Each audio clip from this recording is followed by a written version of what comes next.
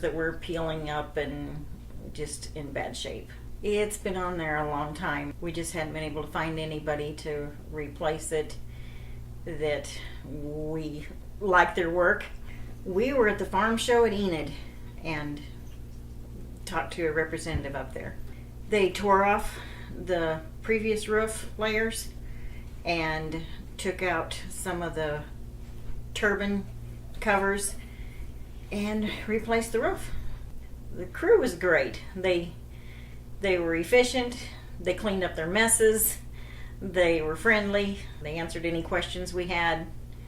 So we had no problem with them whatsoever. They were great. It just looks so much better. Roadside appearance is great, and it's quieter. We really like it.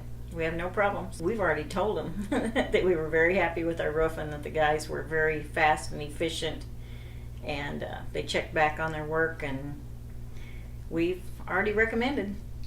So thank you.